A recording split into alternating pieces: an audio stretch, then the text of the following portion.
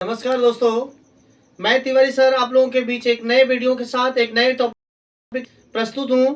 और आज आप लोगों को हम पढ़ाएंगे गति कैसे करते हैं, वो भी कलन विधि से आपको बताएंगे। कलन विधि से, कलन मतलब समाकलन विधि से घूर्णन गति के समीकरणों की उत्पत्ति कैसे करेंगे। ये क्लास 11th में अक्सर पूछे जाते हैं।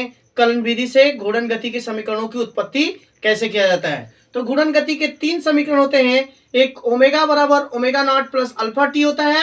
दूसरा जो होता है आपका theta equal to omega not T plus half alpha T square. और तीसरा होता है ओमेगा का स्क्वायर बराबर ओमेगा नॉट का स्क्वायर प्लस 2 अल्फा थीटा होता है दोस्तों। तो आज हम लोग वन वन तीनों समीकरण की उत्पत्ति करेंगे। जैसा कि पहला समीकरण है हमारा ओमेगा बराबर omega not plus alpha T की बात करते हैं दोस्तों। तो ओमेगा बराबर ओमेगा नॉट की बात करेंगे तो यहाँ पे हम डी ओमेगा ये प्रथम, तो अल्फा बराबर होता है डी ओमेगा अपान डी टी होता है दोस्तों। तो इसको हम दूसरे टाइप से लिखेंगे तो डी ओमेगा बराबर जब करेंगे तो ये डी टी इधर गुणा हो जाएगा तो ये बन जाएगा अल्फा डी टी बन जाएगा दोस्तों। क्या बन जाएगा दोस्तों? Alpha D T. अब दोनों पर समाकलन करेंगे तो समाकलन का चिन्ह लगा देंगे डी ओमेगा और अल्फा डी टी बन जाएगा दोस्तों इधर हम।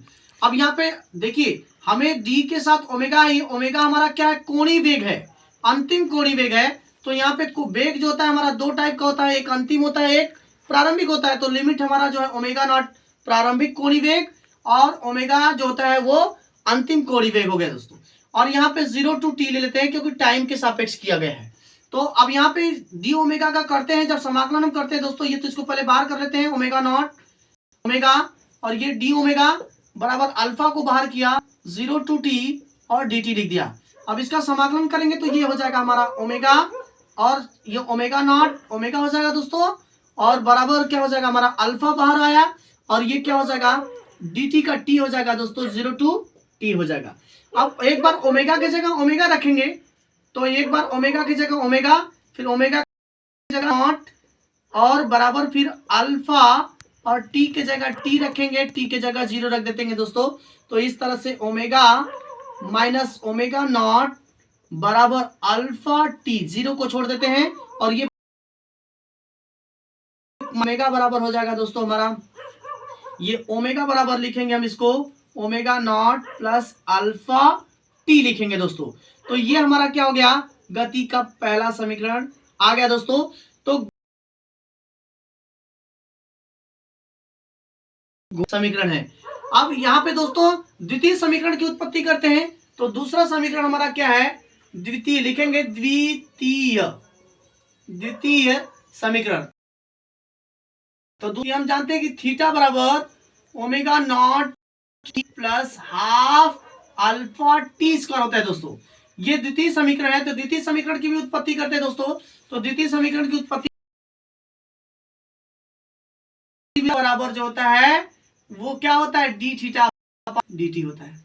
यानी कोणीय विस्थापन का समय के साथ परिवर्तन दर कोणीय वेग कहलाता है दोस्तों। तो कोणीय वेग अब इसको equal to omega d t हो जाएगा।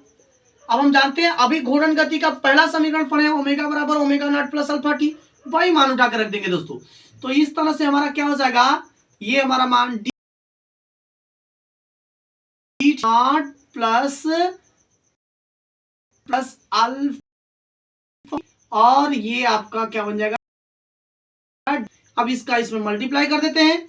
अब अलग कर लेंगे तो डी थीटा इक्वल टू हो जाएगा T plus alpha T D t हो जाएगा दोस्तों।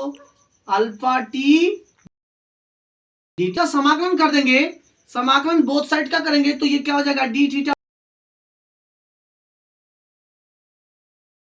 टू थीटा हो जाएगा लिमिट और बराबर यहां भी लिमिट लगाएंगे तो ओमेगा नॉट को बाहर कर लेंगे। ये आपका ओमेगा नॉट जो होगा ओमेगा नॉट, ये आपका ओमेगा हो गया दोस्तों। dt का करेंगे तो dt लिखेंगे 0 to लिख के लिमिट क्या लिख देंगे t प्लस अल्फा को बाहर कर लेंगे और आपका लिमिट क्या लगा देंगे? t हो जाएगा 0 to t और dt जैसे वैसे दोस्तों। अब इसका भी समाकलन करेंगे तो डी थीटा का करेंगे तो हम जानते हैं कि क्या होता है दोस्तों? थीटा होता है।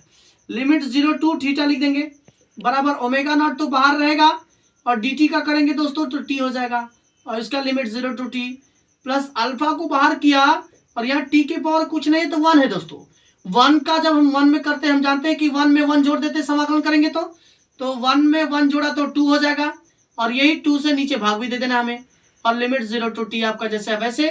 अब यहाँ पे थीटा एक बार थीटा की जगह थीटा एक बार थीटा की जगह 0 थीटा बराबर ये ओमेगा नॉट जैसे वैसे t की जगह एक बार t की जगह एक बार 0 फिर प्लस अल्फा टी स्क्वायर ये टी स्क्वायर टी की जगह t रखा तो टी स्क्वायर हो गया और t की जगह 0 रख देंगे तो इस तरह से theta equal to omega naught t हो गया plus alpha T square by 2 हो गया।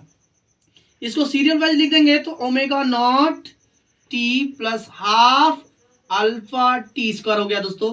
यही हमारा घूर्णन गति का द्वितीय समीकरण है। ये घूर्णन गति का द्वितीय समीकरण है। अब आते हैं दोस्तों घूर्णन गति के तृतीय समीकरण की उत्पत्ति करते हैं दोस्तों। तृतीय समीकरण तो घूर्णन गति का तृतीय समीकरण हम जानते हैं दोस्तों कि क्या होता है घूर्णन गति का तृतीय समीकरण। अब घूर्णन गति के तृतीय समीकरण की बात करेंगे तो हम जानते हैं कि ओमेगा नॉट का स्क्वायर ओमेगा नॉट का स्क्वायर और प्लस आपका जो है 2 अल्फा थीटा होता है। यानी ये घूर्णन गति का तीसरा समीकरण है ओमेगा का स्क्वायर बराबर ओमेगा नॉट का स्क्वायर प्लस 2 अल्फा थीटा होता है। तो इसकी उत्पत्ति करने के लिए हम फिर से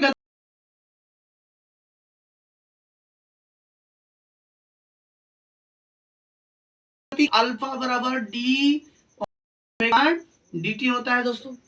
तो अल्फा बराबर डी ओमेगा अपन dt होता है। हमने पहले ही समीकरण में पढ़ा है कि कोणीय वेग का समय के साथ परिवर्तन दर कोणीय त्वरण कहलाता है। तो सेम टू सेम हम इसमें डी थीटा से गुणा कर देते हैं और डी थीटा से भाग दे देते हैं दोस्तों। हमने अपने से गुणा किया अब इसके प्लेस को चेंज कर देंगे इसको यहां रख देंगे इसको यहां रख देंगे तो इस तरह से हो जाएगा डी ओमेगा अपन डी थीटा और ये आपका क्या बन जाएगा डी थीटा अपान में dt बन जाएगा दोस्तों। अब हम अभी जस्ट बताएं कि कोणीय विस्थापन का समय के साथ परिवर्तन दर कोणीय वेग कहलाता है। तो हम कुछ को कोणीय वेग यानी ओमेगा लिखेंगे इतने को तो ये ओमेगा हो जाएगा। तो अल्फा बराबर ओमेगा को हम आगे कर लेते हैं और ये डी ओमेगा अपान डी थीटा लिख देते हैं दोस्तों। अब डी थीटा इधर आएगा तो गुणा हो जाएगा तो alpha D theta omega D omega. अब इसको क्या करते हैं समाकलन कर देते हैं तो इसको उधर इसको उधर भेज देते हैं तो ये आपका समाकलन में लिख देंगे ओमेगा डी ओमेगा लिमिट आपका ओमेगा नॉट टू ओमेगा और फिर आपका बराबर अल्फा को बाहर कर लेते हैं और डी थीटा कर देते हैं यहाँ 0 टू आपका थीटा कर देते हैं दोस्तों। अब हम जानते हैं कि ओमेगा की पावर कुछ 1 है। अब घात में 1 जोड़ना है आपको तो चलिए हम जोड़ देते हैं ओमेगा का स्क्वायर बना देते हैं और इसको भी 2 कर देते हैं और बटे में आपका लिमिट क्या हो जाएगा ओमेगा नॉट टू ओमेगा। अब इसको करेंगे तो अल्फा डी थीटा का करेंगे तो थीटा हो जाएगा दोस्तों और यहाँ 0 टू थीटा लिख देते हैं। अब एक बार ओमेगा की जगह ओमेगा रखेंगे तो ओमेगा स्क्वायर बाई 2 ही आएगा माइनस एक बार ओमेगा की जगह ओमेगा नॉट रखेंगे तो ये ओमेगा नॉट का स्क्वायर बाई 2 आ जाएगा दोस्तों। बराबर क्या आपका आ गया अल्फा थीटा की जगह थीटा माइनस थीटा की जगह एक बार 0।